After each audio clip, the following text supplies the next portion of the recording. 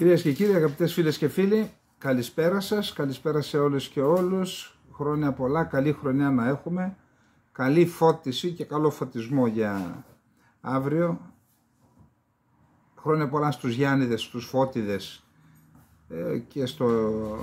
και στις Φωτούλες και στις Γιαννούλες, για όσους δεν μας δουν αύριο ή μεθαύριο. Έχουμε σημαντικά θέματα και στην απόψινή μας εκπομπή. Θα ξεκινήσουμε από μια δημοσκόπηση που έγινε στη Σουηδία. Όπως ξέρετε, η Σουηδία ανέλαβε την Προεδρία της Ευρωπαϊκής Ένωσης από 1η Πρώτου του 2023 και ένα θέμα που την απασχολεί ως χώρα είναι πότε θα γίνει η κύρωση της συμφωνίας εισόδου της Σουηδίας και της Φινλανδίας στο ΝΑΤΟ. Δύο χώρες δεν έχουν κυρώσει ακόμα τη συμφωνία, η Ουγγαρία, η οποία είναι γνωστό ότι διατηρεί η κυβέρνησή της ιδιαίτερες σχέσεις με την Μόσχα, παρότι η ίδια μέλος του ΝΑΤΟ. Το ίδιο και η Τουρκία. Η Τουρκία και γιατί εξυπηρετεί τα σχέδια της Μόσχας που δεν θέλει αυτή τη διεύρυνση, αλλά και επειδή θέλει να λύσει προβλήματα δικά της που σχετίζονται βασικά με το κουρδικό και με τους γκουλενιστές, τα οποία τα έχει ονομάσει τρομοκρατία και προσπαθεί να επιβάλλει στις σκανδιναβικές χώρες να μετατρέψουν το δικό τους δικαϊκό σύστημα και το ποινικό κώδικα σαν τις Τουρκίες, να γίνουν σαν τα μούτρα της δηλαδή. Έγινε μια δημοσκόπηση στους πολίτες για να δούμε ότι ναι, και πιστεύω, δεν ξέρω, στην Ελλάδα οι δημοσκοπήσεις στην περίπτωση των Σκοπίων δεν έπαιξαν ρόλο. Οι άλλοι κρατούσαν μέσα τους το μίσος από τον εμφύλιο πόλεμο και από το έργο που δεν μπόρεσαν τότε, της μεγάλης προδοσίας της Μακεδονίας που δεν μπόρεσαν να το φέρουν σε πέρας τότε, το έφεραν τώρα και δεν άκουσαν τις δημοσκοπήσεις, αλλά υπάρχουν χώρες που ακούν τις δημοσκοπήσεις. Για να δούμε λοιπόν τι έγινε στην Σουηδία και τι λέει ο κόσμος για αυτό το θέμα. Η συντριπτική πλειονότητα των Σουηδών πιστεύει ότι η χώρα τους δεν πρέπει να προδώσει τις νομικές αρχές της για να εκπληρώσει τους όρους της Τουρκίας για την επικύρωση της ένταξης της Στοκχόλμης στο ΝΑΤΟ, σύμφωνα με νέα δημοσκόπηση της Ipsos που ανατέθηκε από την Dagens Nyheter και δόθηκε στη δημοσιότητα προχτές Δευτέρα. Η έρευνα έδειξε ότι το 79% των ερωτηθέντων, περίπου τόσοι ήταν και οι Έλληνες που λέγανε όχι στο ξεπούλημα της Μακεδονίας, πιστεύει ότι η χώρα τους πρέπει να υποστηρίξει τους σουηδικούς νόμους απέναντι στις εκβιαστικές απαιτήσεις της Τουρκίας. Αυτή η κόκκινη γραμμή, είπαν, δεν πρέπει να ξεπεραστεί ακόμα και αν καθυστερήσει η ένταξη της Σουηδίας στο ΝΑΤΟ. Δηλαδή λένε πάνω από το ΝΑΤΟ είναι η χώρα μας, είναι το νομικό μας σύστημα. Μόνο το 10% είπε ότι η Σουηδία θα πρέπει να προσπαθήσει να ενταχθεί στο ΝΑΤΟ το συντομότερο δυνατό, ακόμη και αν αυτό σημαίνει νομικούς συμβιβασμούς. Έτσι ονομάζουν τώρα το να προσκυνά στον Τούρκο, ενώ το 11% δήλωσε ότι δεν είναι σίγουρο.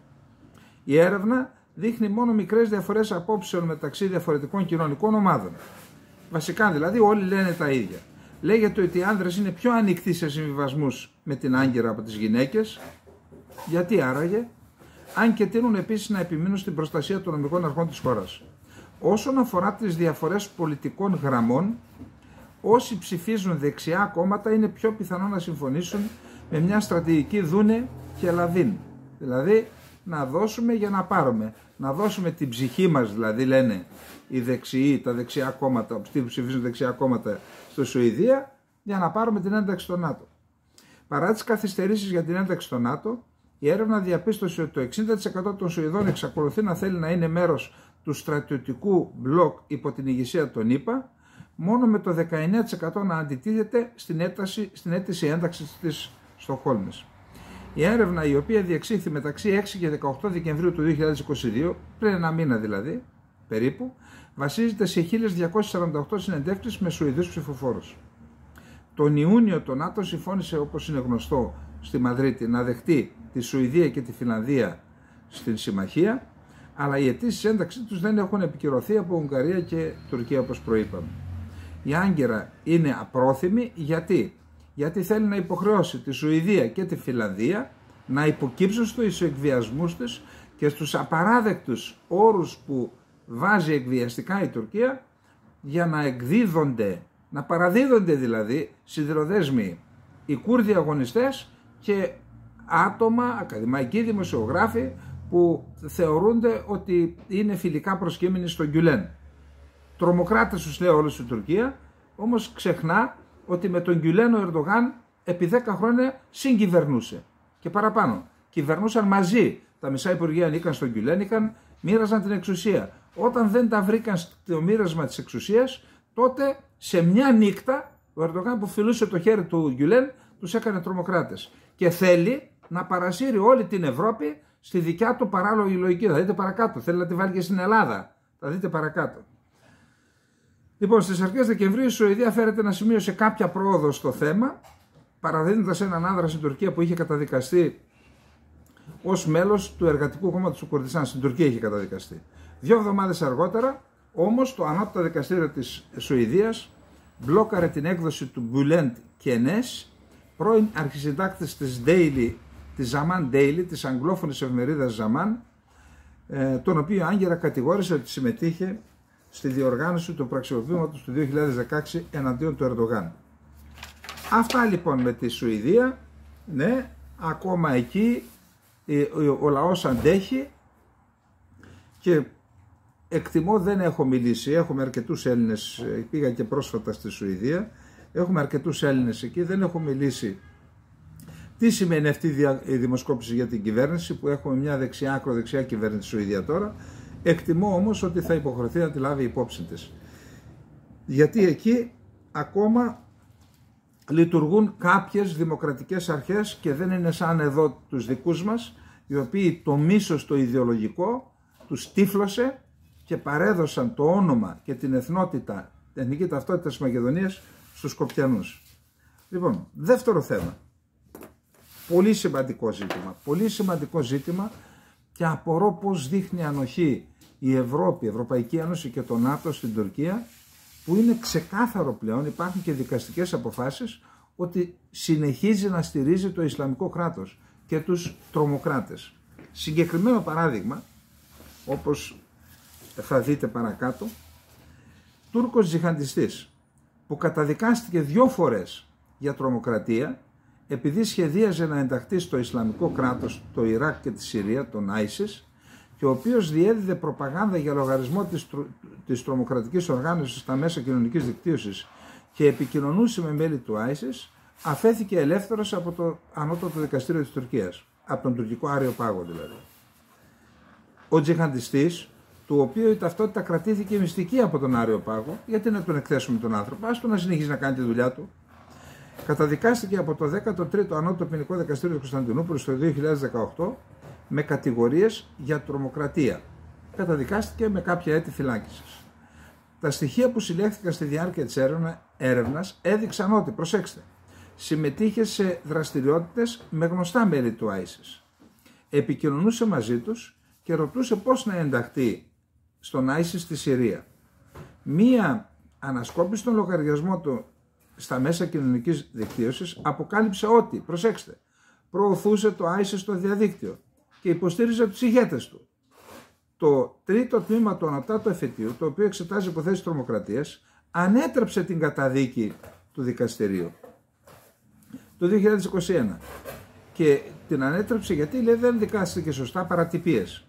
Δεν εξέτασε την υπόθεση επί της ουσίας. Προσέξτε, ο τζιχαντιστής καταδικάστηκε εκ νέου από το δικαστήριο και έκανε έφεση και για τη δεύτερη καταδίκη και πάλι το εφετείο τον αθώωσε λέγοντας ότι η απόφαση του δικαστηρίου είναι λανθασμένη. Προσέξτε τώρα. Λέει, η δε απόφαση του εφετείου δημιούργησε και προηγούμενο. Γιατί? Λέει ότι εξετάζοντας την υπόθεση επί της ουσίας και έκρινε ότι η διάδοση προπαγάνδας για λογαριασμό μιας τρομοκρατικής οργάνωσης και η διερεύνηση τρόπων μετακίνησης στη Συρία για να ενταχθεί κάποιος στον ISIS δεν μπορεί να θεωρηθεί τρομοκρατικό αδίκημα.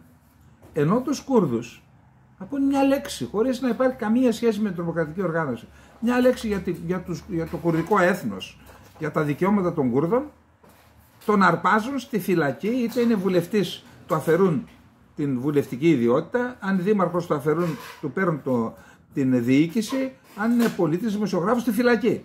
Και εδώ με τόσα ντοκουμέντα λένε ότι όχι αυτά, όλα αυτά. Να διακινείς το προπαγανδιστικό υλικό, να επικοινωνείς με τους ηγέτες μιας τρομοκρατικής οργάνωσης.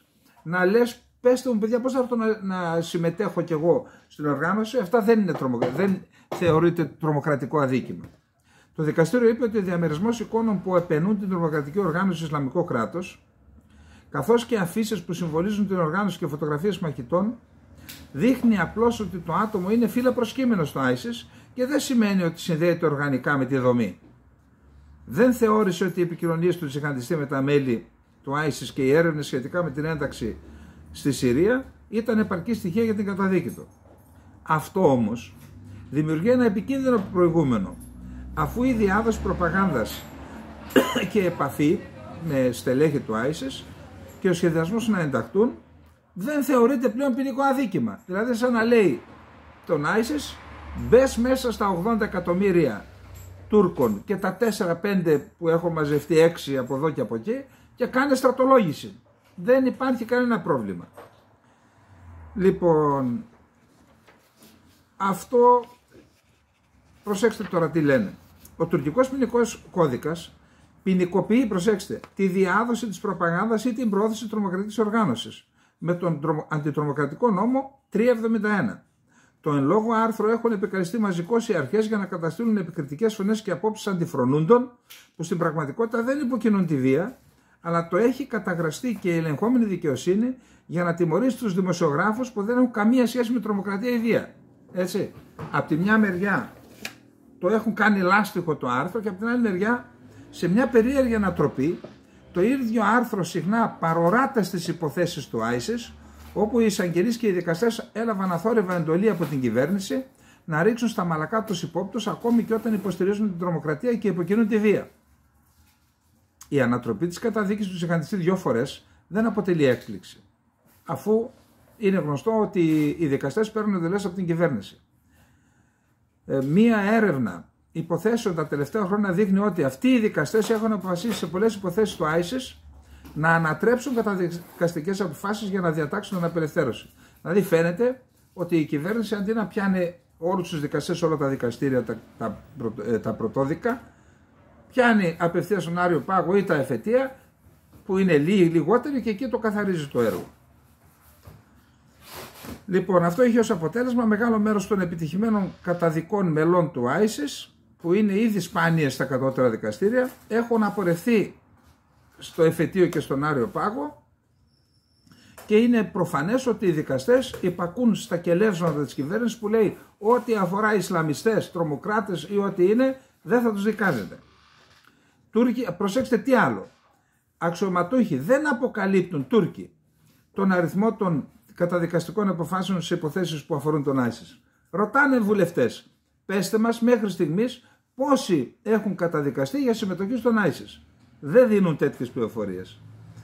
Και να πούμε απλώς ότι το γεγονός ότι η Τουρκία στηρίζει την τρομοκρατία, την Ισλαμική τρομοκρατία, είναι τι κάνει νιάου στα κεραμίδια δηλαδή. Η Τουρκία διέθεσε το έδαφος της, τα αεροδρόμια της, τα ξενοδοχεία της, το έδαφος της, τα νοσοκομεία της, τις υπηρεσίες, το κράτος, την υπηρεσία πληροφοριών και υποδέχθηκε, προσέξτε, περίπου 40.000 τζιχαντιστές από όλο τον κόσμο, από όλα τα μουσουλμανικά κράτη, οι οποίοι πέρασαν στην Τουρκία, μείναν αρκετές μέρες, εκπαιδεύτηκαν, φιλοξενήθηκαν, τους έκαναν και τις βόλτες σε διάφορα αξιοθέατα και μετά τους είπαν στην ευχή του Αλλάχ, πηγαίνετε στη Συρία και στο Ιράκ να πολεμήσετε εναντίον των απίστων. Αυτή η χώρα λοιπόν, ακόμα και τώρα που ξεσκεπάστηκε, συνεχίζει να τους υποστηρίζει στη Συρία και τώρα που ξεσκεπάστηκε στα δικαστήρια λέει παιδιά ασυλία. Αυτό λέγεται ασυλία. Και απορώ. Όλα αυτά, το άρθρο ήταν του Πέτρου Κράνια που διάβασα από το Capital και απορώ όλα αυτά δεν αφορούν την Ελλάδα. Η Τουρκία που κατηγορεί την Ελλάδα και αμαυρώνει την εικόνα της, αυτό δεν αφορούν την Ελλάδα να πάρει όλα αυτά στα αγγλικά και να τα διαδώσει για να ξέρει ο κόσμος με ποιον έχει να κάνει. Όταν η Τουρκία τολμάει να κατηγορεί την Ελλάδα για εμπλοκή στην τρομοκρατία. Λοιπόν, Πάμε τώρα στο επόμενο θέμα. Δεν έχει τελειώσει η υπόθεση της νεκρής Μαρίας. Βλέπω ότι στο διαδίκτυο κάποιοι συνεχίζουν να λένε διάφορα. Ακούστε, η Ελλάδα, θα δείτε παρακάτω, ο πρόεδρος της Εθνοσυνέλευσης του Πακιστάν πρότεινε τον Ερντογάν για βραβείο ειρήνης. Η χώρα μας λοιπόν είναι θύμα ενός σχεδίου της Τουρκίας, με βάση το οποίο, χρησιμοποιώντας την φτώχεια, χρησιμοποιώντας τον πόνο, την αδικία που έχουν υποστεί λαοί από τους απικιοκράτες, από τους αμπειριαλιστές, όλα αυτά εγώ τα δέχομαι. Η Ελλάδα τι φταίει? Η Ελλάδα τι φταίει? Και ο Ερντογάν δεν τους βοηθάει για να λυθούν τα προβλήματά τους. Αν ήταν έτσι, γιατί τους κρατάει στη χώρα του? Η Ελλάδα ήταν απικιοκρατική δύναμη? Η Ελλάδα είναι εμπειριαλιστική δύναμη? Η Ελλάδα εκμεταλλεύτηκε τις αφρικανικές χώρες ή τις χώρες της Ασίας? Ας βάζει αεροπλάνο, τους πηγαίνει κατευθείαν στις χώρες που τους εκμεταλλεύτηκαν, που προκάλεσαν πολέμους, που. Άλλωστε η ίδια η Τουρκία προκάλεσε τον πόλεμο στη Συρία. Εν πάση περιπτώσει, η Ελλάδα λοιπόν είναι θύμα. Υπάρχει σχέδιο από τον Ερντογάν να φέρει στην Ελλάδα να μας κάνει μια μουσουλμανική χώρα και να μας καταλάβει χωρίς να ρίξει μια τουφεκιά.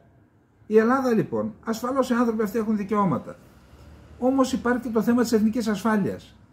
Δηλαδή, εάν με βάση αυτές τις υποχρεώσεις που έχει η Ελλάδα να σέβεται τα δικαιώματα αυτών των ανθρώπων, εάν η Ελλάδα είναι στην ουσία εχμάλωτη, όμηρος αυτών των υποχρεώσεων και με βάση το σχέδιο της Τουρκίας σε 10 χρόνια, αν δεν κάνουμε κάτι, η Ελλάδα θα γίνει μουσουλμανική, η Ελλάδα δεν πρέπει να ενεργήσει με βάση αν θέλετε, τον δικαίωμα της νόμιμης άμυνας. Δεν μπορεί να αμυνθεί. Δηλαδή μιλώ τώρα για τους δικαιωματιστές και αυτούς που λένε για τα pushbacks και τα λοιπά. Εγώ δεν τα ξέρω, ούτε υπησέρχομαι σε αυτά, ούτε και είναι και η δουλειά μου. Άμα είναι δικιά τους δουλειά, τα κάνουν αυτοί, εγώ δεν έχω κανένα πρόβλημα. Το θέμα είναι όμως το εξής. Ακόμα εγώ προσχωρώ στη λογική τους για την ανάγκη της εκπομπής. Αυτούς δεν τους ενδιαφέρει. Εάν ο Ερντογάν έχει ένα σχέδιο και τους στέλνει όλους αυτούς εκμεταλλευόμενος όλα αυτά που είπα, τα δίκαια, τα 1000 δίκαια τους στέλνει στην Ελλάδα για να καταστρέψει τη χώρα, γιατί μιλάμε για καταστροφή. Θα γίνει πλέον ένα τουρκικό βιλαέτη η Ελλάδα. Αυτό δεν τους ενδιαφέρει. Εν πάση περιπτώσει θα σας διαβάσω ένα σχόλιο που έκανε ο Τάκης Θεοδωρόπουλος στην Καθημερινή για το θέμα. Αρνούνται να αναγνωρίσουν το λάθος τους οι υπερασπιστές της νεκρής Μαρίας σε εισαγωγικά. Ορθώς υπάρχουν οι ορθώς σκεπτόμενοι, το αναφέρει σκοπτικά. Συμπολίτες μας. Δυστυχώς δεν μπορώ να βρω καλύτερη απόδοση στα ελληνικά για τον χαρακτηρισμό bien pensant που οφείλουμε στον Ρεϊμόν Αρών. Αυτή, όταν ξεσκέπασε η υπόθεση της μικρής Μαρίας, όταν ξέσπασε η υπόθεση της νεκρής Μαρίας σε εισαγωγικά, τάχθηκαν υπέρ της εκδοχής του θανάτου της από σκορπιό. Η αλήθεια για τους ορθώς σκεπτόμενους είναι καταλογογραφημένη. Οι μετανάστες και οι πρόσφυγες έχουν πάντα δίκιο, διότι είναι δυστυχισμένοι. Οι ΜΚΟ έχουν πάντα δίκιο, διότι είναι ανθρωπιστικές. Οι ελληνικές αρχές έχουν πάντα άδικο, επειδή προσπαθούν να ελέγξουν το σωρωτήριο των συνόρων μας. Αυτό είναι το στερεότυπο με βάση το οποίο δημιουργούν τη δικιά τους πραγματικότητα, τη δικιά τους αλήθεια. Δίπλα στους ορθώς σκεπτομένους υπάρχουν και όσοι χώνουν το χέρι τους στην τσέπη και αρπάζουν το πορτοφόλι του ανθρωπισμού. Δηλαδή υπάρχουν οι άνθρωποι που είναι, λέει, εγκλωβισμένοι σε μια λογική, υπάρχουν όμως και εκείνοι οι οποίοι οικονομάνε από αυτή την ιστορία. Όλο και κάτι θα βρουν για να το εξαργυρώσουν πολιτικά. Ευρωβουλευτές, εγχώριοι πολιτικοί, αριστεροί ή φιλελεύθεροι. Πυρομαδών με τους γνωστούς χαρακτηρισμούς σε όσους από την αρχή αμφέβαλαν για την αλήθεια αυτής της ιστορίας. Όποιος έρχεται, παιδιά, και που ξέρουμε αν είναι αλήθεια, βόθρος, ακροδεξιός, βόθρος, εθνικιστής, απάνθρωπος και όλα αυτά. Είδαμε τι λέγανε τότε.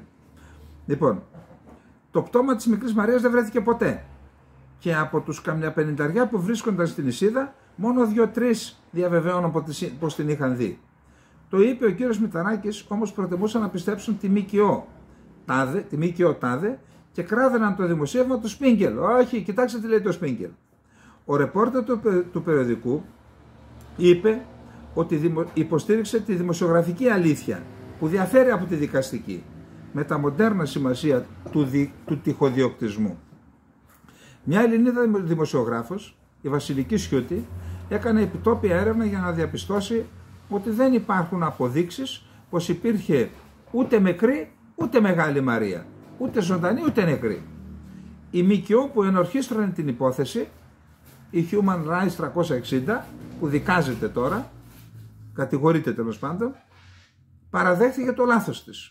Το Spiegel απέσυρε τις σχετικές αναρτήσεις γιατί έκρινε πως απαιτείται περαιτέρω έλεγχος για την αλήθεια.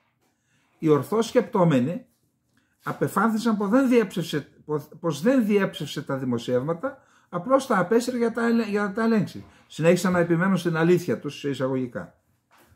Τις προάλλες, οι υπόλοιποι έψαχναν αλλού για ανθρωπιστικά πρωτοφόλια. Ήταν οι άλλοι, της αρπαχτής. Τις προάλλες το Spiegel παραδέχθηκε το λάθος του και απέσυρε οριστικά τις σχετικές αναρτήσεις. Οι ορθώς σκεπτόμενοι δεν πτωήθηκαν. Χαρακτηριστικό τους είναι η πίστη τους στον κατάλογο της αλήθειας που τους κάνει να αισθάνονται πως έχουν δίκιο. Δηλαδή, οι μετανάστες και οι πρόσφυγες έχουν πάντα δίκιο διότι είναι δυστυχισμένοι, οι ΜΚΟ έχουν πάντα δίκιο διότι είναι ανθρωπιστικές, οι ελληνικές αρχές έχουν πάντα άδικο επειδή. Λοιπόν, κουβέντα για τη σύβριση εναντίον όσων υποστήριζαν από την αρχή αυτό που αποδείχθηκε στο τέλος. Ο καλύτερος απεδείχθηκε για μια φορά ακόμα ο Σπρίτζης, ο οποίος μόλις προχθές υποστήριξε ότι η μικρή Μαρία υπήρξε. Όμως αυτός δεν μετράει, θα μου πείτε. Η υπόθεση αυτή στοίχησε στην εικόνα της Ελλάδας. Εδώ είναι και το ζουμί. Είναι τα ανθρώπινα δικαιώματα, είναι και η εικόνα της Ελλάδας. Εντάσσεται στη συστηματική υπονόμευση της προστασίας των συνόρων της χώρας. Κάποιοι δηλαδή θέλουν η Ελλάδα να μην προστατεύει τα σύνορα. Σωρωτήρι να μπαίνουν όσοι θέλουν μέσα. Και να γίνει το σχέδιο του Ερντογάν. Η εντιμότητα απαιτεί τη δημόσια αποδοχή του λάθους. Όμως η εντιμότητα αναφέρεται στην αλήθεια. Και όλοι αυτοί αδιαφορούν για την αλήθεια. Και εν πάση περιπτώσει τα φυσικά πρόσωπα, ακούστε, επενέσαμε το ΣΥΡΙΖΑ για την υπόθεση των 45 εκατομμυρίων για το Spike Loss. Επενώ και τώρα το ΣΥΡΙΖΑ, στο βαθμό που έπαιξε ρόλο, στην αποκάλυψη της αλήθειας για τον Χιμάρα, πώς το λένε αυτόν από τη Λαμία, ο οποίος αναγκάστηκε να παραδώσει την έδρα, διότι παραβίασε το Σύνταγμα. Τώρα λένε διάφοροι ότι το έχει παραβιάσει και η Όλγα Γεροβασίλη, διότι και αυτήν ο άντρας έπαιρνε από το δημόσιο πολλαπλάσια λεφτά από το Χιμάρα. Εκεί δεν έγινε τίποτα, αλλά είπαν ότι υπήρχε μια δικαιολογία. Βάζω στην άκρη αυτό. Δεν με νοιάζει. Σημασία έχει ότι τώρα η αντιπολίτευση έπαιξε το ρόλο της. Αποκάλυψε και μπράβο. Γιατί στο συγκεκριμένο τομέα δεν παίρνουν μια γενναία απόφαση? Να πούν ναι, εμείς επιμένουμε ότι η ελληνική κυβέρνηση δεν πρέπει να κάνει ενέργειες που παραβιάζουν τα ανθρώπινα δικαιώματα. Στην περίπτωση της νεκρής Μαρίας, που δεν υπήρξε Μαρία τελικά, κάναμε λάθος. Ζητάμε συγγνώμη από όσους παρασύρθηκαν από εμάς και αποσύρουμε τους ισχυρισμούς μας. Τόσο δύσκολο είναι? Λοιπόν, αυτά και για την νεκρή Μαρία που δεν υπήρξε. Και να πάμε τώρα στο επόμενο θέμα μας, που πραγματικά είναι συγκλονιστικό. Ξέρετε, προχτές έβλεπα κάτι βίντεο από τη Σουηδία, όπου οι μετανάστες τη βραδιά που άλλαζε ο χρόνος, αντί να ρίχνουν τις φωτοβολίδες προς τα πάνω, τις έριχναν στην αστυνομία και κάηκαν και ορισμένα αυτοκίνητα. Και πραγματικά δεν μπορούσα να το ερμηνεύσω. Δηλαδή, πήγε σε μια χώρα, σε φιλοξενεί, στραβά κουτσά σε φιλοξενεί, κάποια δικαιώματα σου αναγνωρίζει, κάτι σου δίνει και ένα χαρτί, σου δίνει και μερικούς και υπηκότητα. Γιατί τα βάζεις με αυτή τη χώρα? Αυτή η χώρα σου φταίει? Προσέξτε τώρα τι γίνεται στη Γερμανία. Και εκεί μην νομίζετε, επειδή το AfD, ένα κόμμα που είναι, μου φαίνεται, τρίτο, τέταρτο κόμμα και διεκδικεί εξουσία, προσέξτε, θα πάρει την εξουσία κάποια στιγμή, γι' αυτό είχαμε τη δημόσια παραδοχή. Προσέξτε εδώ τι γίνεται. Για βίαιη άρνηση ενσωμάτωσης μεταναστών κάνει λόγο η Υπουργός Εσωτερικών της Γερμανίας. Οι δηλώσεις της Γερμανίδας Υπουργού έρχονται στον απόϊχο των δεκάδων επιθέσεων κατά δυνάμεων ασφαλείας στο Βερολίνο και άλλες γερμανικές πόλεις στην παραμονή της πρωτοχρονιάς. Προσέξτε τι έγινε. Για μεγάλο πρόβλημα με ορισμένους νέους άνδρες με μεταναστευτικό υπόβαθρο έκανε λόγο η Υπουργός Εσωτερικών Νάνσι Φέζερ, αναφερόμενοι στις επιθέσεις εναντίον δυνάμεων ασφαλείας που καταγράφηκαν σε όλη τη Γερμανία και κυρίως στο Βερολίνο την παραμονή της πρωτοχρονιάς. «Διαπιστώνουμε», είπε, «βίαιη η άρνηση ενσωμάτωσης και ζήτησε η κατάσταση να αντιμετωπιστεί με αποφασιστικότητα χωρίς να προκληθεί η δυσαρέσκεια λόγω ρατσισμού». Τη νύχτα της παραμονής της πρωτοχρονιάς σημειώθηκαν δεκάδες επεισόδια επιθέσεων με κροτίδες και άλλα αντικείμενα εναντίον αστυνομικών, πυροσβεστών και διασωστών που επικαιρούσαν σε διάφορες πόλεις. Τα γεγονότα προκάλεσαν σοβαρές αντιδράσεις από την αντιπολίτευση, από το ΕΕΒΔ που σας είπα, αλλά και από την κυβέρνηση. Έχουμε μεταναστευτικό υπόβαθρο, έχουμε ένα μεγάλο πρόβλημα στις γερμανικές πόλεις με ορισμένους νέους άνδρες με μεταναστευτικό υπόβαθρο, οι οποίοι περιφρονούν το κράτος μας, διαπράττουν πράξεις βίας και προσεγγίζονται δύσκολα με προγράμματα εκπαίδευσης και ενσωμάτωσης, είπε η κυρία Φέζερ, υπουργός εσωτερικών. Η ίδια τόνισε ότι το κράτος δικαίου θα πρέπει να βγάλει τα συμπεράσματά του. Εισαγωγικά, πρέπει να δείξουμε ξεκάθαρα τα όρια σε όσους αρνούνται να ενσωματωθούν και είναι διατεθειμένοι να χρησιμοποιήσουν βία, αλλά χωρίς να προκαλέσουν δυσαρέσκεια λόγω ρατσισμού. Οι νεαροί βίαιοι παραβάτες πρέπει να αντιμετωπίσουν σημαντικές ποινικές κυρώσεις. Οι ποινές πρέπει να καταλογίζονται άμεσα. Αυτό δημιουργεί σεβασμό για το συνταγματικό κράτος μας, το οποίο δεν πρέπει να επιτρέπει σε νεαρούς βίαιους παραβάτες να τρομοκρατούν τις γειτονές τους. Διευκρίνησε μάλιστα ότι ανάμεσα σε αυτούς που υποφέρουν από αυτή τη συμπεριφορά είναι και άλλοι μετανάστες, οι οποίοι, όπως είπε, δεν έχουν καμία κατανόηση για τη βία και τις ταραχές. Έχουμε καθήκον αυτούς να τους προστατέψουμε. Απαντώντας στην αντιπαράθεση που έχει ξεσπάσει σχετικά με τον τρόπο αντιμετώπισης των νεαρών βίαιων παραβατών, η δήμαρχος του Βερολίνου, Φραντζίσκα Γκίφαη, είναι από το S5, Σοσιαλδημοκρατικό Κόμμα, προανήγγειλε τη διοργάνωση συνόδου με θέμα την νεανική βία. Μιλώντας στην τηλεόραση τη γερμανική ARD, την κρατική, παραδέχθηκε ότι σε ορισμένα σημεία της πρωτεύουσας σημειώθηκαν σοβαρά επεισόδια, τα οποία είχαν ως αποτέλεσμα τον τραυματισμό 33 ενστόλων και η συγκήρυξη και τη συνεργασία ψυχολόγων, κοινωνικών λειτουργών και υπηρεσιών ασφαλείας προκειμένου να βρεθούν βιώσιμες λύσεις στο πρόβλημα. Ανακοίνωσε επίσης μέτρα προστασίας του προσωπικού των υπηρεσιών ασφαλείας, τα οποία προβλέπουν κυρίως κάμερες στα οχήματά τους, ενώ αναφέρθηκε στην ανάγκη να θεωρηθεί η ελεύθερη διάθεση κροτίδων και άλλων αντικειμένων που χρησιμοποιούνται. Όπως ανακοίνωσε, η αστυνομία μόνο το Βερολίνο, προσέξτε, τα ξημερώματα της Κυριακής συνέλαβε 145 άτομα, από τους οποίους 139 είναι άνδρες, με την πλειονότητά τους να είναι ηλικίας κάτω των 25 ετών. Οι 45 έχουν γερμανική υπηκότητα, ενώ εξακριβώθηκαν 18 εθνικότητες. Είναι ξεκάθαρο ότι η κυβέρνηση του Βερολίνου δεν μπορεί να αντιμετωπίσει την κατάσταση, δήλωσε ο αρχηγός του Χριστιανοδημοκρατικού Κόμματος, του ZDU, Φρίντριχ Μέρς, και κατηγόρησε την τοπική κυβέρνηση ότι τα τελευταία χρόνια έχει περιορίσει τη δυνατότητα δράσης της αστυνομίας για πολιτικούς λόγους. Εκεί τώρα παίζουν και τα πολιτικά παιχνίδια. Το θέμα έρχεται να προσθεθεί στην προεκλογική αντιπαράθεση, καθώς στις 12 Φεβρουαρίου στο Βερολίνο επαναλαμβάνονται οι τοπικές και ομοσπονδιακές εκλογές στις 21 Σεπτεμβρίου του 2021, αφού διαπιστώθηκαν εκτεταμένες παρατυπίες και αστοχίες κατά τη διάρκεια της εκλογικής διαδικασίας. Ανάλογα επεισόδια πάντως καταγράφηκαν τη νύχτα της αλλαγής του χρόνου και σε άλλες γερμανικές πόλεις. Το ρεπορτάζ είναι από το Αθηναϊκό Πρακτορείο Ειδήσεων. Εδώ λοιπόν, ευτυχώς στην Ελλάδα δεν έχουμε τέτοια πράγματα ακόμα.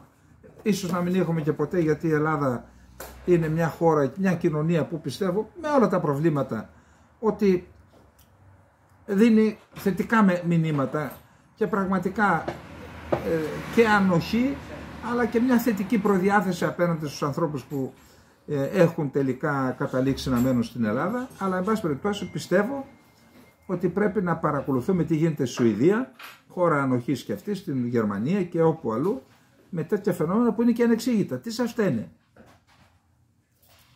Λοιπόν, και αυτά, και πάμε στο πέμπτο θέμα μας. Πέμπτο θέμα. Ναι. Εδώ λοιπόν προσέξτε τώρα τι γίνεται, για να δούμε πόσο εύκολο είναι να κατασκευαστούν drones. οι Ουκρανοί από τα ντρόν που καταρρίπτουν, τα ιρανικής κατασκευής, τα ρωσικά, κάθισαν και έκαναν, πιθανόν πήραν και κανένα ολόκληρο, δεν ξέρω, ή τέλος πάντων ελάχιστα καταστραμμένο, και τα έλυσαν και είδαν πώς το κατασκευάζουν οι άνθρωποι αυτό το πράγμα. Και προσέξτε τι ευρήματα έχουμε από αυτή την... Λέει, εξαρτήματα κατασκευασμένα από περισσότερες από 12 αμερικανικές και δυτικές εταιρείες βρέθηκαν μέσα σε ένα και μόνο ιρανικό μη επανδρωμένο αεροσκάφος που καταρρίφθηκε στην Ουκρανία το φθινόπωρο, σύμφωνα με αναφορά των Ουκρανικών μυστικών υπηρεσιών που περιήλθε εις γνώση του CNN, του αμερικανικού. Η σχετική έκθεση, η οποία κοινοποιήθηκε σε αξιωματούχους της αμερικανικής κυβέρνησης στα τέλη του περασμένου έτους, καταδεικνύει την έκταση του προβλήματος που αντιμετωπίζει η κυβέρνηση Biden, η οποία έχει ορκιστεί να σταματήσει την ιρανική παραγωγή μη επανδρωμένων αεροσκαφών που η Ρωσία εκτοξεύει κατά εκατοντάδες στην Ουκρανία. Εδώ να πούμε το εξής, ότι εξετάζουν ακόμα και το ενδεχόμενο επίθεσης αμερικανικής σε εργοστάσια στο Ιράν που κατασκευάζουν τα μη επανδρωμένα. Γιατί το λέω αυτό? Πόσο σημαντικό ρόλο παίζουν στους πολέμους τα μη επανδρωμένα αεροσκάφη και πόσο μεγάλη σημασία έχει η Ελλάδα έστω και τώρα. Εγώ πιστεύω ότι οι ελληνικές κυβερνήσεις παραπλανήθηκαν και παραπλανήθηκαν και σκόπιμα από όλους αυτούς που υποτίθεται ότι έκαναν την εθνική στρατηγική, πρότειναν την εθνική στρατηγική, τα ιδρύματα τα γνωστά. Παραπλανήθηκε και έμεινε τελευταία ουραγό σε όλη την περιοχή και είναι καιρός, και φυσικά αυτοί τώρα είναι πάλι που είναι δίπλα στον Μητσοτάκη και του λένε για την εθνική ασφάλεια, εθνική ανασφάλεια δηλαδή. Δηλαδή οι ένοχοι της τραγικής κατάστασης που περιήλθε η Ελλάδα, αν δεν παίρναμε αυτά που πήραμε τώρα και αν ο Ερντογάν δεν έκανε την ανοησία με το S-300, σήμερα θα ήμασταν μια καταστραμμένη πλήρως χώρα. Πλήρως. Αυτοί οι άνθρωποι τώρα πάλι είναι δίπλα στον Μητσοτάκη. Ποιον δουλεύετε? Ποιον δουλεύετε? Εξευτελίστηκε η χώρα. Τελευταία είναι στο θέμα της αμυντικής βιομηχανίας. Ποιος φταίει γι' αυτό? Η Μαρία η Πενταγιώτισσα? Ποιοι έπρεπε να πούν στην κυβέρνηση κάνε αυτό? Γραπτός. Και αν δεν το έκανε, να λένε σήμερα να ορίστε, εμείς το προτείναμε. Τι προτείνανε ως τώρα? Κατευνασμό και ήρθαν οι Τούρκοι στο Φάληρο. Να μην επιτρέπουν δηλαδή να κάνουμε 12 μίλια εδώ στο Φάληρο, έτσι. Μετά τα 6 μήνες να σου λένε δεν έχεις δικαίωμα. Το CNN ανέφερε τον περασμένο μήνα ότι ο Λευκός Οίκος δημιούργησε μια ομάδα εργασίας σε επίπεδο κυβέρνησης. Η Ελλάδα έχει ομάδα εργασίας μόνο για τα drones. Η κυβέρνηση, άστον Υπουργείο Άμυνας. Για να διερευνήσει πώς η αμερικανική και δυτικής κατασκευής τεχνολογία, από μικρότερο εξοπλισμό όπως η ημιαγωγή και μονάδες GPS έως μεγαλύτερα εξαρτήματα όπως κινητήρες, έχει καταλήξει σε ιρανικά μη επανδρωμένα αεροσκάφη.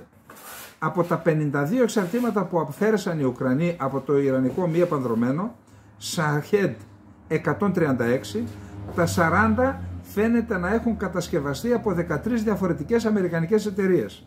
Τα υπόλοιπα 12 εξαρτήματα κατασκευάστηκαν από εταιρείες στον Καναδά, την Ελβετία, την Ιαπωνία, την Ταϊβάν και την Κίνα. Εδώ λοιπόν είναι χαρακτηριστικό αυτό που είπαμε. Άρα αφού το Ιράν μπορεί με κυρώσεις και με τόσα προβλήματα να κάνει, γιατί δεν μπορεί η Ελλάδα? Γιατί δεν μπορεί η Ελλάδα? Μπορεί να μας απαντήσει ένας? Ποιος να απαντήσει? Οι ένοχοι και οι συνένοχοι? Οι ένοχοι και οι συνένοχοι διαστρεβλώνουν την αλήθεια. Διαστρεβλώνουν την αλήθεια και φημώνουν αυτούς που θέλουν να πούν την αλήθεια. Λοιπόν, πάμε στο επόμενο θέμα, έκτο θέμα. Έκτο θέμα είναι ο πόλεμος στην Ουκρανία. Ο πόλεμος στην Ουκρανία, όπως είπαμε, δεν πήγε σύμφωνα με τα σχέδια και της μιας και της άλλης πλευράς, γιατί και οι δύο περίμεναν να παγώσουν τα εδάφη στην Ουκρανία, να γίνουν τσιμέντο με -30, -40, και αναλόγως και η μία πλευρά και η άλλη πλευρά να κάνουν τις επιχειρήσεις τους, να καταλάβουν εδάφη ή να ανακαταλάβουν εδάφη. Αναλόγως. Μέχρι στιγμής λοιπόν γι' αυτό υπάρχει μια σχετική στασιμότητα στα μέτωπα. Το μοναδικό που παρατηρείται, είχαμε μια κάποια προέλαση των Ουκρανικών δυνάμεων στο βορειοανατολικό μέτωπο, εκεί προς το Λισιτσάνσκ και το Σεβεροντονέτσκ, σε μια πόλη που βρίσκεται δυτικά μερικές δεκάδες χιλιόμετρα, και διάβασα σήμερα αμερικανικές πηγές λένε ότι οι Ρώσοι έχουν σοβαρά κέρδη στο Μπαχμούτ, μια βιομηχανική πόλη που πλέον είναι πόλη φάντασμα, δεν έχει μείνει και κανένας μέσα, μόνο οι υπερασπιστές της Ουκρανίας. Εάν καταλάβουν την Μπαχμούτ οι Ρώσοι, θα μπορέσουν να σβήσουν μέρος των αρνητικών εντυπώσεων και στη δική τους κοινή γνώμη και στη διεθνή κοινή γνώμη και για την αποχώρηση από τη Χερσόνα, κυρίως επειδή είναι το πιο φρέσκο, λέει ο κύριος, από την επίθεση που δέχτηκαν στη Μακίβκα, όπου οι νεκροί λένε ότι ξεπερνούν τους 200, επίσημα δέχτηκαν 90 τόσους το Ουκρανικό Υπουργείο Άμυνας. Αυτά σε σχέση με τα μέτωπα, δεν έχουμε άλλες εξελίξεις. Ο Μακρόν είπε ότι θα παραχωρήσει η Γαλλία τεθωρακισμένα άρματα μάχης στόμα ΑΜΧ-10, είναι μια ειδική, η Ελλάδα είχε πάρει ΑΜΧ-10 μαζί με τα ΑΜΧ-30, ΑΜΧ-30 ήταν άρματα μάχης, ΑΜΧ-10 ήταν τεθωρακισμένα οχήματα, ήταν πολύ καλά για την εποχή τους. Αυτό λοιπόν είναι μια μεταξέλιξη του ΑΜΧ-10 που είχε ο ελληνικός στρατός, τα ελληνικά τεθωρακισμένα, έχει γίνει τροχοφόρο, φέρει ένα πυροβόλο και ονομάζεται καταστροφέας αρμάτων. Δηλαδή θα λέγαμε ότι είναι ένα υβρίδιο τόμα και ελαφρό άρματος. Θα δώσει λοιπόν από αυτά, ο γαλλικός στρατός έχει από αυτά, είναι σε μια μεταβατική περίοδο, θα περάσει σε ένα άλλο, θα δώσει λοιπόν αρκετά από αυτά. Όπως επίσης και οι ΗΠΑ σχεδιάζουν να δώσουν τα Bradley, που και αυτά είναι πολύ σημαντικά τεθωρακισμένα οχήματα, με δυνατότητα, έχουν τόου πάνω αντιαρματικό, έχουν και δυνατότητα και ένα πυροβόλο, νομίζω 25 χιλιοστών αν δεν κάνω λάθος, που είναι σημαντικό και αυτό, και έχει φανεί στα πεδία των μαχών ότι είναι πολύ χρήσιμα. Σκέφτονται να δώσουν και αυτά. Φυσικά οι Ουκρανοί θέλουν να τους δώσουν είτε τα Λέοπαρτ οι Γερμανοί, είτε τα Abrams οι Αμερικανοί. Μέχρι στιγμής τέτοιο πράγμα δεν φαίνεται να υπάρχει κάποια τέτοια κίνηση. Αυτά σε σχέση με τα εξοπλιστικά. Απλά να πούμε ότι ο Ερντογάν μίλησε και με τον Πούτιν και με τον Ζελένσκι, ζήτησε από τον Πούτιν να δεχθεί μια κατάπαυση του πυρός για να ακολουθήσουν μετά συνομιλίες. Παρουσιάζεται λοιπόν ο Ερντογάν και πάλι ως αυτός ο βασικός διαμεσολαβητής για να σταματήσει έστω και να σταματήσουν τα πυρά, κατάπαυση του πυρός, για να υπάρχει μια κεχηρία για να συνομιλήσουν οι δύο πλευρές. Και να πούμε ότι ο πρόεδρος της Εθνοσυνέλευσης του Πακιστάν, της Βουλής δηλαδή του Πακιστάν, έστειλε επίσημη επιστολή της Ισλαμικής Δημοκρατίας του Πακιστάν στην Επιτροπή του Νόμπελ, προτείνοντας τον Ερντογάν για Νόμπελ Ειρήνης και προβάλλοντας τη συμφωνία για τα σιτηρά. Δηλαδή, τον Ερντογάν που απειλεί την Ελλάδα κάθε 3 και λίγο, που έχει φυλακίσει τη μισή Τουρκία, που κάνει εθνοκάθαρση και γενοκτονία εναντίον των Κούρδων στις κατεχόμενες περιοχές της Συρίας και όχι μόνο, που έχει εισβάλει στο Ιράκ, στο Βόρειο Ιράκ, έχει εισβάλει στη Συρία, έχει εισβάλει στην εισβολή, είναι στην ουσία, δεν έχει καμία σημασία, δεν έχουν οι αγιράνθρωποι τους, στη Λιβύη. Έχουν κάνει μαζί με το Αζερβαϊτζάν, κάνουν απόπειρα γενοκτονίας στους 120.000 εναπομείναντες Αρμενίους του Αρτσά. Σε αυτούς λοιπόν, σε αυτόν τον άνθρωπο προτείνουν για Νόμπελ Ειρήνης. Αυτό, ας το σκεφτεί ο κύριος Μητσοτάκης με τον κύριο Μηταράκη και το Δένδια, αυτοί που καθορίζουν τη μεταναστευτική πολιτική, να δουν ποιους φέρνουν στην Ελλάδα, έτσι, ποιους δέχονται στην Ελλάδα. Να το σκεφτεί και ο κύριος Τσίπρας με τον κύριο Βίτσα και αυτούς που χαϊδολογούνταν με όλους αυτούς, και να καταλάβουν, να αντιληφθούν τι μπορεί να συμβεί μετά από ορισμένα χρόνια ή όταν και αν, όλοι το απευχόμαστε, έχουμε κάποιο πρόβλημα με την Τουρκία. Ποιανού θέση θα πάρουν εκατοντάδες χιλιάδες άνθρωποι που φιλοξενούνται στην Ελλάδα. Είμαστε υποχρεωμένοι να σκεφτόμαστε το χειρότερο σενάριο. Το σκέφτηκαν αυτοί ποτέ? Δεν νομίζω. Λοιπόν, πάμε γρήγορα στο επόμενο θέμα, εκλογές στην Τουρκία.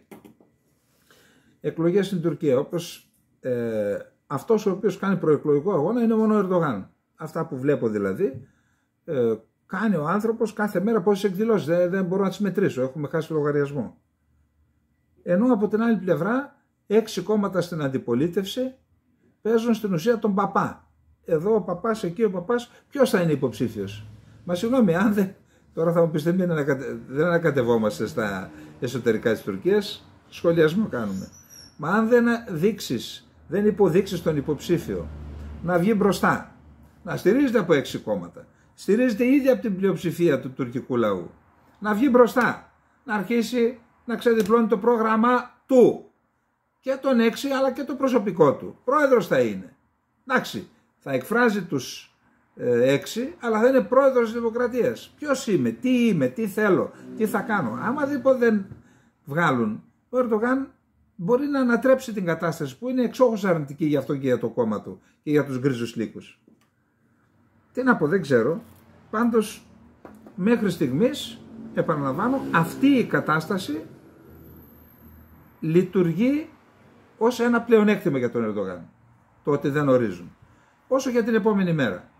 Επειδή ακούω διάφορα, θα γράψω σχετικό άρθρο γι' αυτό, πιο εμπεριστατωμένο, να πω όμως εμπεριλήψει τις σκέψεις μου. Εάν ο Ερντογάν κερδίσει, εκτιμώ ότι θα έχουμε μία από τα ίδια όταν κερδίσει. Ποια είναι η εξωτερική πολιτική του Ερντογάν? Έχει 3 πυλώνες. Τα έχουμε ξαναπεί, τα ξαναπούμε. 3 πυλώνες. Πρώτος είναι ο πανισλαμισμός. Δηλαδή, δεν θα απορρίσουμε αν δούμε κάποια στιγμή την παλινόρθωση του χαλιφάτου. Χαλίφης ήταν ο Σουλτάνος, το χαλιφάτο καταργήθηκε το 25-26 από τον Μουσταφά Κεμάλ, ο οποίος εθεωρείτο ο τοποτηρητής του Μωάμεθ στη γη. Αυτό ήταν ο Χαλίφης. Άρα για όλους τους μουσουλμάνους, πανισλαμισμός δηλαδή. Ηγετικός ρόλος της Τουρκίας, μουσουλμανική αδερφότητα, όλα αυτά είναι στον πανισλαμισμό. Χαμάς και τα λοιπά. Δεύτερον, παντουρκισμός. Οργανισμός τουρκικών κρατών, έτσι δεν χτυπάμε κλειστές πόρτες, ανοιχτές είναι, τα έχουμε πει. Και τρίτον, νεοοθωμανισμός.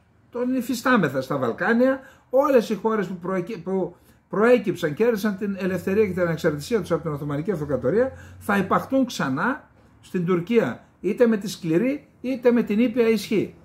Αυτό λοιπόν θα δούμε να συνεχίζεται αν βγει ο Ερντογάν. Αν λοιπόν έχουμε αλλαγή, με βάση αυτά που γνωρίζουμε, ιδιαίτερα από τους κεμαλικούς που είναι πρώτοι, δεν είναι άγγελοι, έτσι, αυτοί έχουν στην πλάτη τους τις γενοκτονίες. Ιδεολογικά είναι αυτοί οι απόγονοι αυτών που έκαναν τις γενοκτονίες. Ασχέτως αν τις υπερασπίζει το Ερντογάν, γιατί και αυτός είναι νόφο παιδί. Εντάξει, ο παντουρκισμός και ο πανισλαμισμός, αυτό ήταν οι νεότουρκοι. Αν λοιπόν έρθουν οι κεμαλικοί με τους άλλους 5, φαίνεται, με βάση αυτά που ξέρουμε και αυτά που λένε, ότι αυτούς τους 3 πυλώνες που πάνω στους οποίους στηρίζεται η τουρκική εξωτερική πολιτική δεν θα τους εξυπηρετήσουν. Θα ξαναγυρίσουν στα παλιά, το γιουρτά σούλχ, τζιχαντά σούλχ, που σημαίνει ειρήνη στην πατρίδα, ειρήνη στον κόσμο, που έχει μια σχετική εσωστρέφεια. Αυτό δεν σημαίνει ότι θα λυθεί κατά πώς θέλουμε εμείς το Κυπριακό, το θέμα της Ανατολικής Μεσογείου και το Αιγαίο. Όχι. Αυτά είναι προβλήματα που άρχισαν να σχηματοποιούνται από τη δεκαετία του 70. Βγαίνει από την άλλη εβδομάδα το βιβλίο του Σταύρου, το οποίο τα αναφέρει όλα αυτά. Πώς ακριβώς προέκυψαν τα προβλήματα, ο σπόρος, τώρα καλούμαστε να θερήσουμε τα άνθη της οργής, έτσι. Δηλαδή το σπόρο της οργής που πήραμε, τώρα τα άνθη του κακού θα θερήσουμε. Λοιπόν, αλλά αυτή η επιθετικότητα με τον τρόπο που εκφράζεται και μάλιστα με τους πυλώνες που είπα, πιστεύω ότι δεν. Ποιος θα είναι καλύτερος, ποιος χειρότερος, θα δούμε.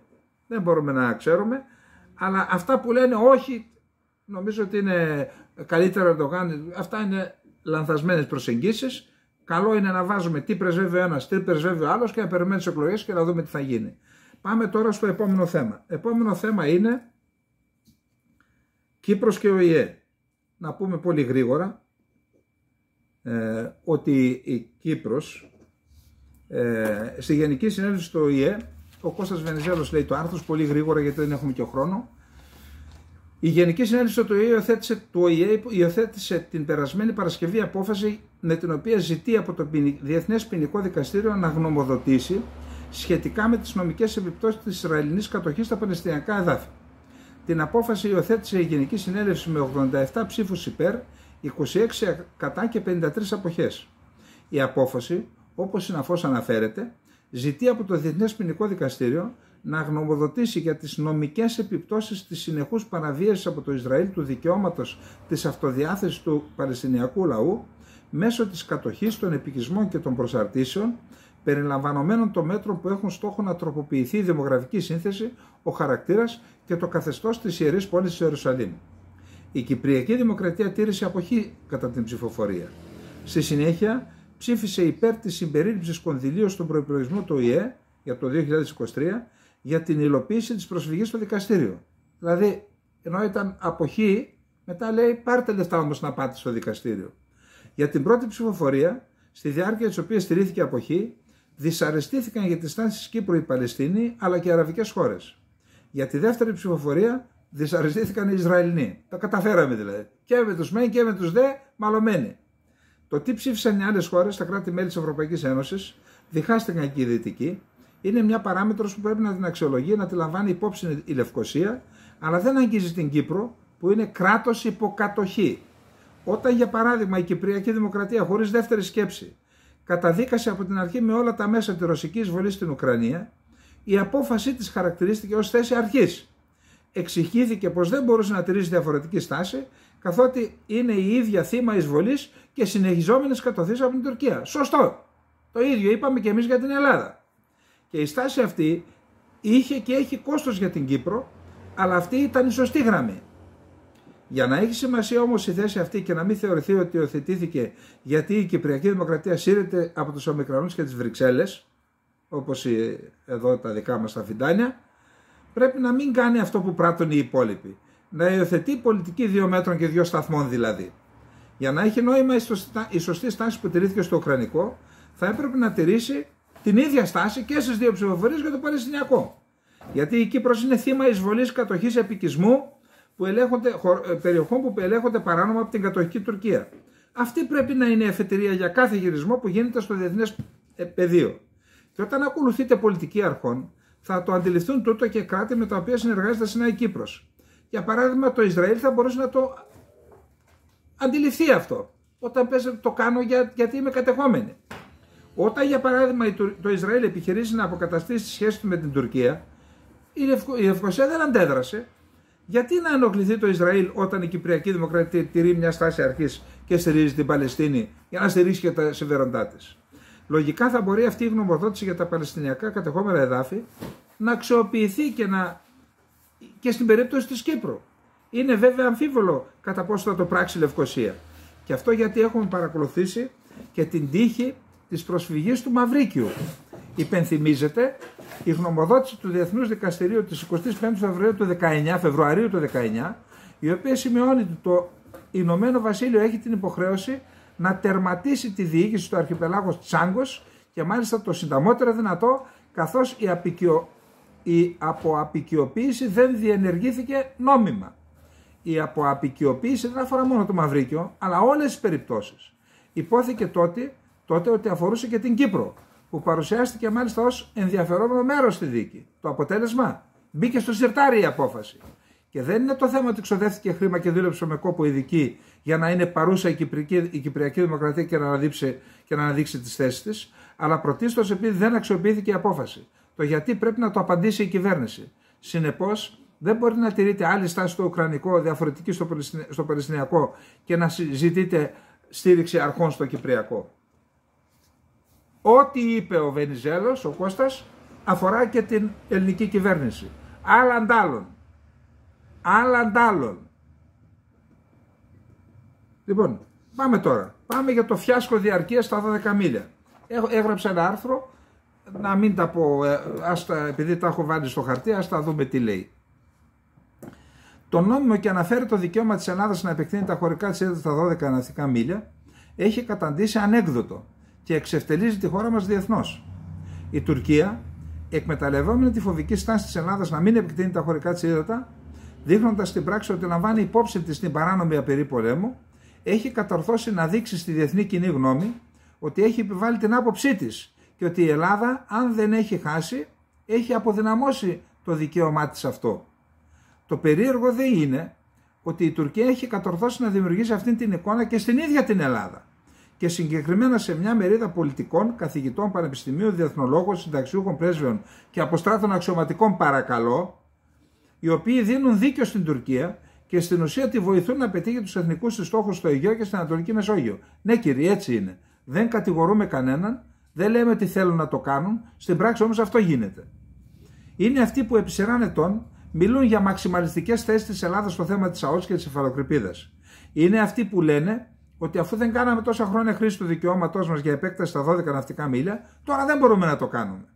Είναι αυτοί που λένε ότι νοτίως της Κρήτης δεν ισχύει το κάζους μπέλι, όμως βορείως ισχύει, νομιμοποιώντας με αυτόν τον τρόπο και μάλιστα με ακαδημαϊκό μανδύα την παράνομη απειλή πολέμου της Τουρκίας. Τι θα πει ισχύει? Μπορεί Έλληνας καθηγητής να λέει ότι ισχύει? Η Τουρκία επικαλείται. Δεν λέμε ότι ισχύει. Μάλιστα, αυτοί που, όπως ομολογεί ο Υπουργός Άμυνας της Τουρκίας Χουλουσί Ακάρ, εισαγωγικά, βλέπουμε με χαρά να καταλαβαίνουν τις θέσεις μας και για το τι πράγμα μιλάμε, έχουν το θράσος από τηλεοράσεως να καταγγέλνουν όσους υπερασπίζονται τις εθνικές θέσεις και τα εθνικά συμφέροντα της Ελλάδας ως τουρκοφάγους. Τα λένε αυτά καθηγητές. Καθηγητής πανεπιστημίου που διδάσκει στα παιδιά μας, την άλλη άποψη τη λέει τουρκοφάγος. Προσέξτε. Όσο για το τελευταίο φιάσκο με την επέκταση των χωρικών υδάτων νοτίως της Κρήτης, που μας ενημέρωσε η ημερήσια εφημερίδα ότι επίκειται το μήνα Μάρτιο μάλιστα, είναι και αυτό έργο όλων εκείνων που εξευτελίζουν την Ελλάδα δεκαετίες τώρα, καθιστώντα της υποχείριο της Άγκυρας. Όσον αφορά τους εξαντικειμένου ιδιότυπους συμμάχους της Τουρκίας στην Ελλάδα, σε εισαγωγικά συμμάχους, που κατά τον Τούρκο Υπουργό Άμυνας είναι κάποιοι λογικοί πολιτικοί, προσέξτε, έτσι τους λέει εισαγωγικά, κάποιοι λογικοί πολιτικοί, ακαδημαϊκοί, απόστρατοι, αξιωματικοί, πρεσβευτές και πολίτες στην Ελλάδα, άρχισαν να βλέπουν το παιχνίδι πώς παίζεται εδώ. Δηλαδή άρχισαν να κατανοούν την Τουρκία. Ας αφήσουμε λοιπόν τον ίδιο τον Ακάρ να μας τα πει με δικά του λόγια. Και μάλιστα λόγια της παραμονής της πρωτοχρονιάς, όταν ο Υπουργός Άμυνας της Τουρκίας κατά τη διάρκεια επιθεώρησης του νέου ελικοπτεροφόρου σκάφους του τουρκικού πολεμικού ναυτικού του Ανατολού, αναφερόμενος στην Ελλάδα, είπε τα εξής ανήκουστα. Υπάρχουν πολλά σκάνδαλα στην Ελλάδα αυτή τη στιγμή. Υπάρχουν σκάνδαλα υποκλοπών, σκάνδαλα μετανάστευσης και διαφθοράς. Δηλαδή, ο Ακάρ κατηγορεί την Ελλάδα για σκάνδαλα. Που δεν λέει ότι δεν υπάρχουν, αλλά είναι αυτό που λέμε, είπε ο Γάιδαρος στον Παιδινό Κεφάλα. Ωστόσο, υπάρχουν πράγματα που δεν κατάφερε να αποτρέψει η Ελλάδα στην Ανατολική Μεσόγειο, αποτυχίες τις οποίες έχει αντιληφθεί το ελληνικό κοινό. Εδώ το έχει το δίκιο του. Αναφέρεται στο τουρκολιβικό μνημόνιο. Νομίζουν ότι αυξάνοντας τις εντάσεις με την Τουρκία θα καλύψουν τα σκάνδαλα, τη διαφθορά και τις αποτυχίες. Θεωρεί λοιπόν ότι η πολιτική, η επιθετική της, όπως τη θεωρεί αυτό, της ελληνικής κυβέρνησης, γίνεται για να καλύψει τα σκάνδαλα και τη διαφθορά και τις αποτυχίες. Θέλουμε όμως να δουν ότι δεν είναι δυνατόν να επιβιώσουν δημιουργώντας ένταση και ότι η διαστρέβλωση των γεγονότων δεν τους προσφέρει τίποτα. Και συνεχίζοντας είπε ο Ακάρ, το μόνο που κάνουν ορισμένοι πολιτικοί και στρατιωτικοί στην Ελλάδα είναι να οδύρονται. Διαρκώς προσπαθούν να προωθήσουν κλαίγοντας τις σοβινιστικές τους πολιτικές. Όμως όλοι άρχισαν να αντιλαμβάνονται ότι από αυτό δεν έχουν κανένα όφελος. Και ο ελληνικός λαός άρχισε να βλέπει πώς σπαταλήθηκαν και πώς σπαταλώνται οι δικοί του πόροι από αυτούς τους συγκεκριμένους πολιτικούς και πώς καταστράφηκε η ευημερία του. Αυτά όλα είναι σημειώσεις της πρεσβείας από εδώ, έτσι. Και βλέπουν και διάφορους εδώ αρθογράφους που τα λένε και τα στέλνουν και τα υιοθετούν και μας τα λένε, μας έρχονται. Προσέξτε τώρα.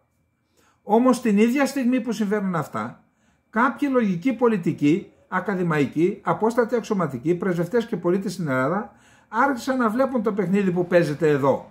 Άρχισαν να καταλαβαίνουν δηλαδή πόσο δίκαιο έχει η Τουρκία.